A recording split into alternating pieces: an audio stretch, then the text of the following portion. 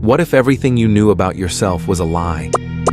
When Mrs. Rymer wakes up in a stranger's life with no way to prove her true identity, she's trapped in a web of deception she never saw coming. But as she fights to reclaim her past, a startling question arises.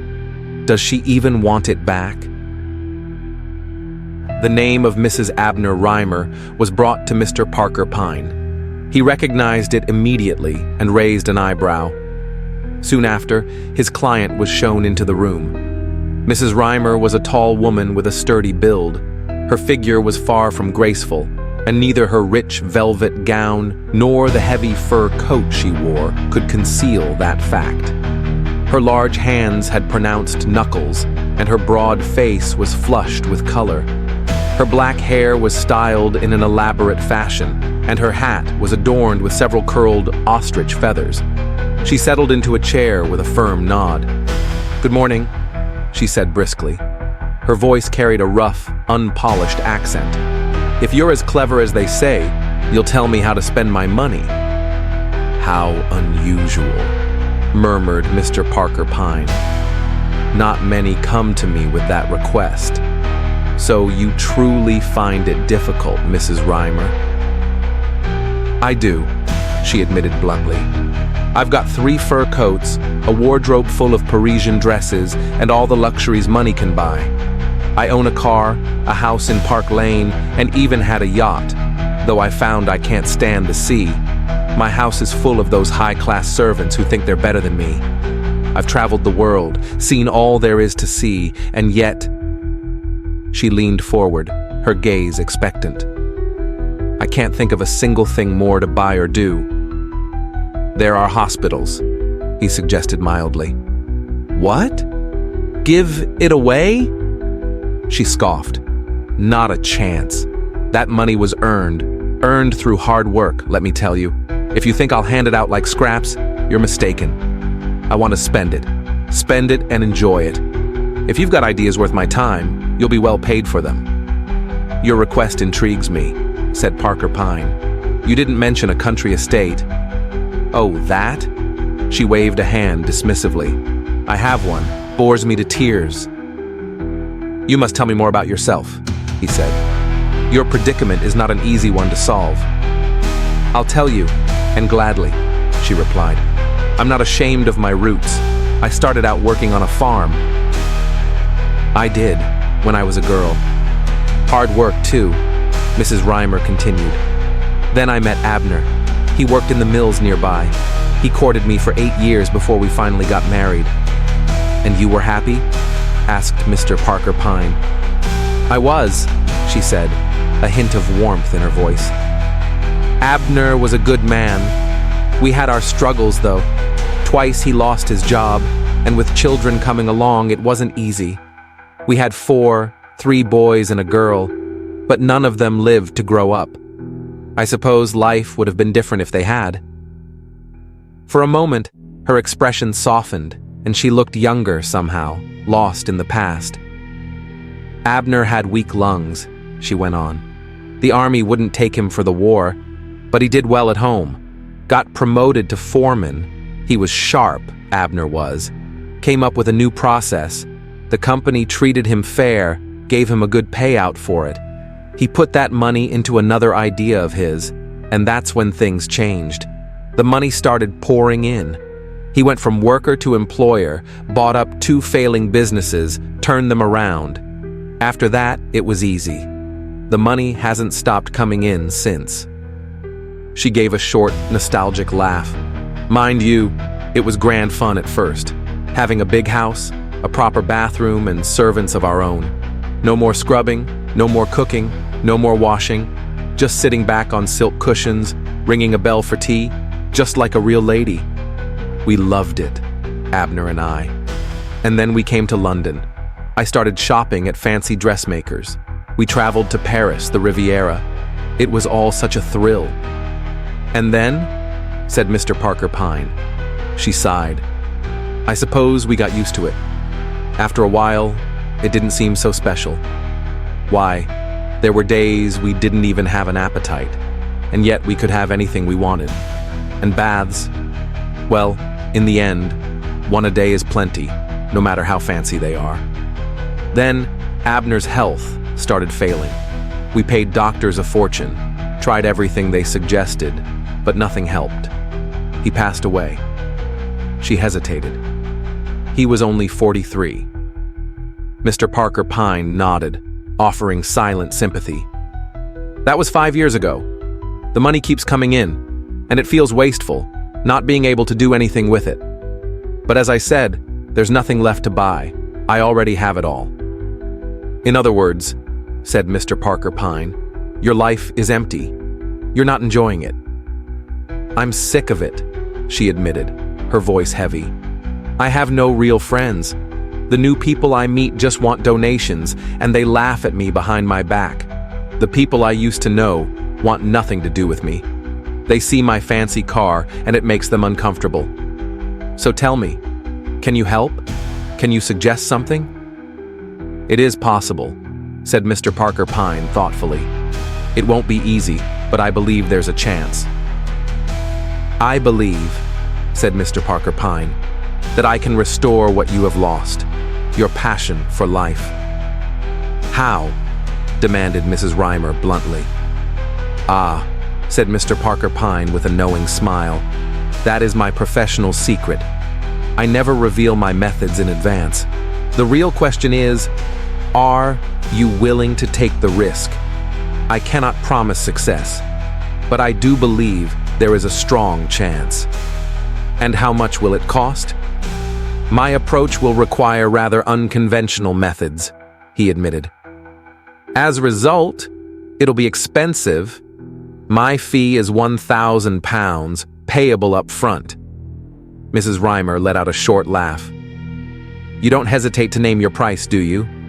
She said, eyeing him with amused approval. Well, I'll take the gamble. I'm used to paying top dollar, but I always make sure I get my money's worth. You will, said Mr. Parker Pyne confidently. That I can assure you. I'll send you the check this evening, she said, rising to leave. Though I can't for the life of me figure out why I'm trusting you. They say a fool and her money are soon parted. Maybe I'm the fool this time. You've certainly got nerve putting ads in the papers claiming you can make people happy. Advertising is an investment, Mr. Pyne replied calmly. If I couldn't deliver on my promise, I would be throwing money away. You see, I understand what causes unhappiness, so naturally I know how to reverse it. Mrs. Rymer shook her head skeptically and walked out, leaving behind a lingering cloud of expensive perfume.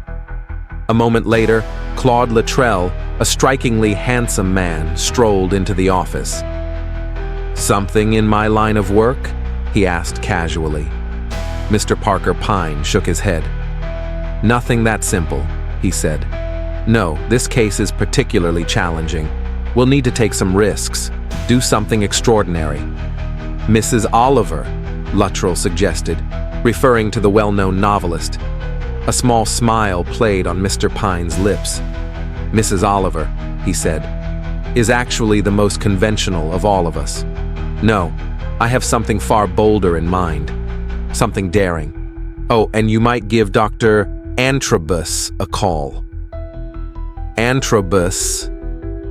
Yes, said Mr. Pyne. We'll need his expertise. A week later, Mrs. Rymer returned to Mr. Parker Pyne's office. He greeted her with a polite nod. I assure you, the delay was necessary, he said smoothly. There were many details to arrange, and I had to secure the services of a rather extraordinary man who had to travel halfway across Europe to assist us. Oh? She said, her tone laced with suspicion. The thought was always in the back of her mind. She had handed over £1,000 check, and it had already been cashed. Mr. Parker Pyne pressed a small buzzer. The door opened, and a young woman entered. She had striking dark features, an almost oriental look, but was dressed in a crisp white nurse's uniform. Is everything ready, Nurse DeSarah? Mr. Pyne asked. Yes, she replied with a slight nod. Dr. Constantine is waiting. Mrs. Rymer hesitated, an unfamiliar sense of unease creeping in. "And what exactly are you planning to do?" she asked. Mr. Parker Pyne smiled. "Introduce you to a little Eastern magic, dear lady," he said. Mrs. Rymer followed the nurse upstairs to the next floor. As the door opened, she stepped into a room that felt completely different from the rest of the house. The walls were draped with rich oriental fabrics, their intricate embroidery catching the dim light. Soft cushions lay scattered across plush divans, and exquisite rugs covered the floor. Near a small table, a man was bent over a delicate coffee pot, his hands steady as he poured. At the sound of their entrance, he straightened. "Nurse DeSara," he said in a smooth, low voice. "This is Dr. Constantine," the nurse introduced. Despite his European attire, the doctor's face was deeply tanned, his dark eyes sharp and piercing, holding a hypnotic intensity. "So," he murmured, surveying her carefully, "this is my patient?" "I'm not a patient," Mrs. Rymer said stiffly. "Your body is well, doctor." Constantine agreed, "But your spirit is weary. In the East, we understand how to heal such afflictions." He gestured towards a chair. "Sit, drink." She hesitated, then settled onto the divan, accepting the tiny cup of fragrant coffee. As she took a sip, the doctor's voice flowed over her, soft, rhythmic, soothing. "In the West, you treat the body alone. That is your mistake. The body is merely an instrument. It plays a tune. Some hear only a sad, tired melody. But why should you? You have wealth. You should be dancing, laughing, feeling, and you shall... A strange warmth spread through Mrs. Rymer, an unfamiliar languor settling over her limbs. The nurse and doctor blurred, their faces fading into a soft haze. She felt content, dreamy. The room itself seemed to expand, stretching into something vast and boundless. Dr. Constantine's voice deepened. "Sleep," he commanded gently. "Sleep. Your eyelids are growing heavy. You are drifting. You are sleeping. You are..." The world dissolved into darkness. When Mrs. Rymer finally opened her eyes, it felt as if a lifetime had passed. Fragments of strange, impossible dreams flickered at the edge of her mind, whispers of forgotten places, the sensation of moving, of a car, and that dark-eyed nurse watching over her. But she was awake now. Only... something was wrong. She shifted slightly, and the mattress beneath her gave a faint creak, an unfamiliar sound. Her bed in Park Lane never creaked. Her fingers brushed against the rough fabric of a quilt, not the silk sheets she was used to. The air felt different, lacking the faint scent of expensive perfume. This was not her bedroom. Mrs. Rymer sat up, her eyes scanning the bare room around her. The walls were an uncertain shade of faded lilac, with no paintings, no rich drapery, just plain emptiness. A wooden washstand held a simple jug and basin. A tin trunk rested against the chest of drawers. Clothes, unfamiliar, old-fashioned, hung on the pegs. She stared, bewildered. "Where am I?" she whispered aloud. The door swung open, and a plump woman bustled in. She had rosy cheeks, a warm, no-nonsense air, and her sleeves were rolled up over a practical apron. "There!" she declared cheerfully. "She's awake! Come in, doctor!" Mrs. Rymer turned, expecting the elegant, enigmatic Dr. Constantine. Instead, a bent old man with thick glasses shuffled into the room. "That's better," he said kindly, reaching for her wrist. "You'll be feeling right as rain in no time." Mrs. Rymer stared at him, stunned. "What happened to me?" she demanded. "You had a bit of a spell," the old doctor reassured her. "Fell unconscious for a day or two, but nothing serious. You'll be up and about soon enough." The plump woman clucked her tongue. "You gave us a real fright, Hannah," she said. "You were raving." "You gave us a fright, you did, Hannah," said Mrs. Gardner, shaking her head. "You've been raving too, saying the oddest things." Yes, Mrs. Gardner." The doctor interrupted gently but firmly. "Let's not excite the patient. You'll be up and about soon, my dear." "But don't you worry about the work, Hannah," Mrs. Gardner added. "Mrs. Roberts has been helping, and we've managed just fine. You just lie still and get well." Mrs. Rymer frowned. "Why do you keep calling me Hannah?" she demanded. Mrs. Gardner blinked. "Because that's your name, dear." "No, it isn't. My name is Amelia Rymer, Mrs. Abner Rymer." A glance passed between Mrs. Gardner and the doctor, something between amusement and disbelief. "Well, now," Mrs. Gardner said soothingly, "you just rest, dear." Yes, no worrying," the doctor agreed. They withdrew, leaving Mrs. Rymer staring at the ceiling, her mind whirling. Why had they called her Hannah? And why had they exchanged that look when she gave her real name? She slipped out of bed. Her legs felt unsteady, but she walked slowly toward the small dormer window and looked out. A farmyard. The sight left her completely bewildered. She had never seen this place before. Heart pounding, she turned back to bed, her mind racing. What was she doing in a farmhouse? A few moments later, Mrs. Gardner returned with a bowl of hot soup on a tray. Mrs. Rymer seized the opportunity. "What am I doing in this house?" she demanded. "Who brought me here?" Mrs. Gardner looked genuinely puzzled. "Nobody brought you, my dear. This is your home. You've lived here the past 5 years." 5 years? That's right, and me never suspecting you were liable to fits. I've never lived here. Mrs. Rymer's voice rose sharply. "I don't even know you." Mrs. Gardner sighed.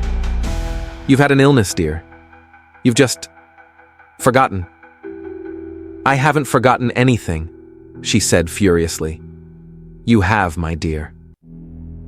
Without another word, Mrs. Gardner hurried to the chest of drawers, picked up a faded photograph, and handed it to her. The image showed 4 people: a bearded man, a plump woman, Mrs. Gardner, a tall, lanky maid with a sheepish grin, and a 4th figure, herself. But it wasn't herself. Or was it? The woman in the photograph wore a prim dress and apron, her expression meek and unassuming. But the features, the face. Mrs. Rymer stared, stunned. Mrs. Gardner set the soup down beside her and quietly left. Mrs. Rymer drank the soup mechanically, her mind in turmoil. It was good soup, hot and strong, but she barely tasted it. Who was mad, Mrs. Gardner or herself? Or was it the doctor too? She clenched her fists. "I am Amelia Rymer," she said firmly. "I know I am. No one is going to tell me otherwise." Her eyes drifted to a folded newspaper on the tray. She picked it up, glancing at the date. October 19th. What day had she visited Mr. Parker Pyne's office? The 15th or 16th? That meant she had been unconscious for 3 days. She gritted her teeth. "That rascally doctor," she muttered. Relief washed over her. She had heard of cases where people forgot who they were for years. For a moment, she had feared the same had happened to her. She idly flipped through the paper until a paragraph caught her eye. Her own name leapt out at her. Mrs. Abner Rymer, widow of the late Abner Rymer, the well-known Button-Shank King, was removed yesterday to a private home for mental cases.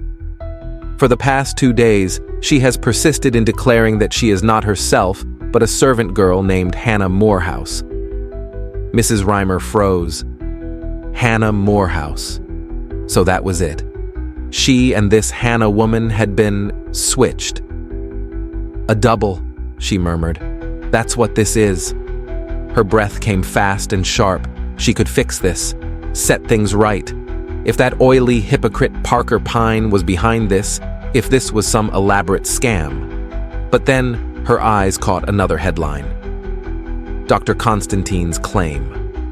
A chill ran through her. She read feverishly. At a farewell lecture given last night before his departure to Japan, Dr. Claudius Constantine proposed a startling theory. He claimed it was possible to prove the existence of the soul by transferring it from one body to another. In his Eastern experiments, he successfully conducted a double transfer. The soul of one hypnotized subject, A, was placed in the body of another subject, B, and vice versa. Upon awakening, A believed herself to be B, and B believed herself to be A. For the experiment to work, the two subjects needed a striking physical resemblance. This phenomenon was often observed in twins, but even unrelated individuals with harmonious structures exhibited the same effect.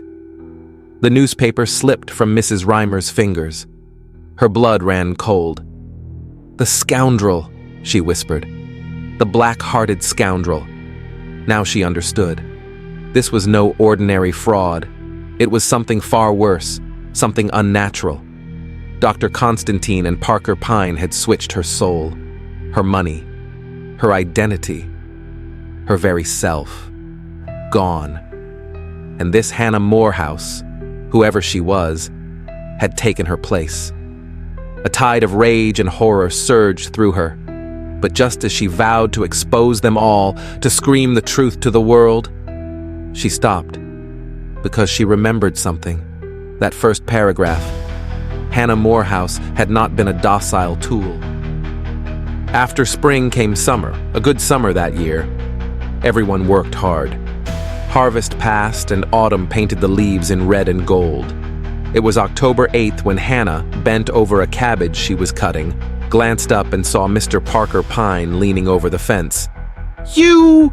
Hannah, formerly Mrs. Rymer, exclaimed. It took her some time to express the full force of her indignation. When she finally finished, she was breathless. Mr. Parker Pyne smiled blandly. "I quite agree with you," he said. "A cheat and a liar, that's what you are," she repeated. "You, with your Constantines and your hypnotizing, and that poor girl Hannah Morehouse locked away with lunatics."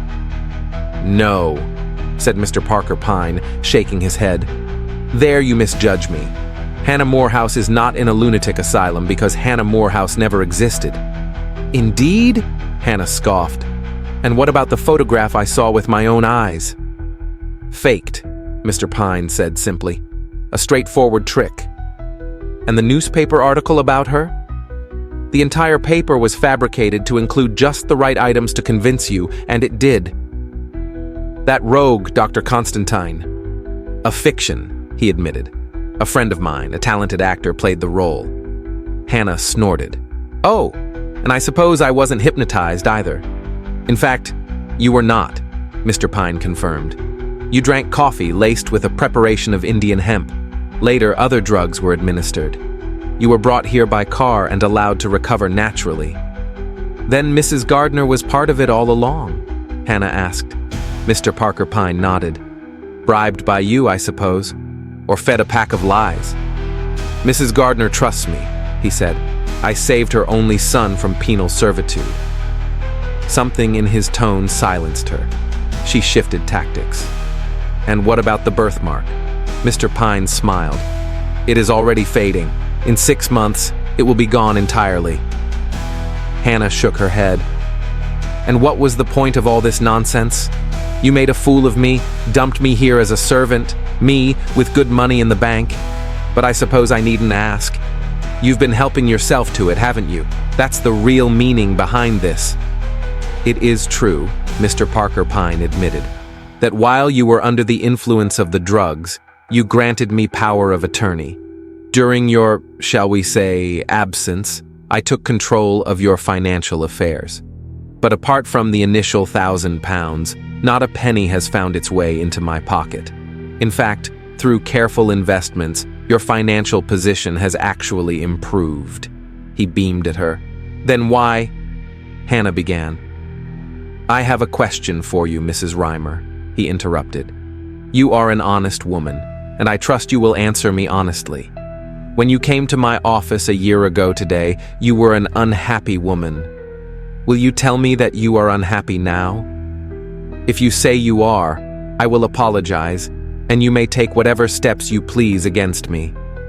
Moreover, I will return the £1,000 you paid me. Come now, are you an unhappy woman?" Hannah stared at him, then dropped her gaze. At last, she spoke. "No," she admitted, "I'm not unhappy." A tone of wonder crept into her voice. "You've got me there. I haven't been this happy since Abner died. I'm going to marry Joe Welsh, the farmhand. Our banns are set to be read next Sunday. That is, they were. But now, of course," Mr. Pyne said gently, "everything is different." Hannah's face flamed. She took a step forward. "What do you mean, different? Do you think having money would make me a lady? I don't want to be a lady. A helpless, good-for-nothing lot they are. Joe's good enough for me, and I'm good enough for him. We suit each other, and we're going to be happy. As for you, Mr. Nosy Parker, take yourself off and stop interfering in what doesn't concern you." Mr. Parker Pyne took a document from his pocket and handed it to her. "The power of attorney," he said. "Shall I tear it up?" "You will assume control of your fortune now, I take it." A strange expression crossed Hannah's face.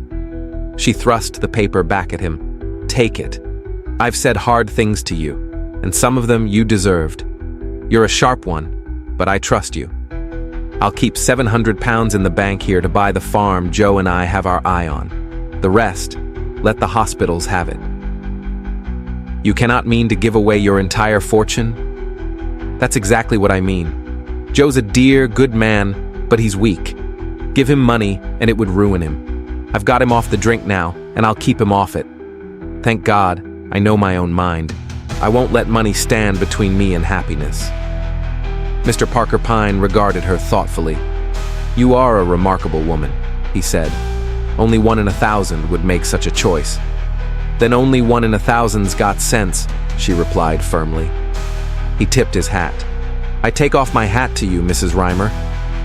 There was something rare in his voice. He raised his hat with solemnity and walked away. "And Joe's never to know, mind?" she called after him.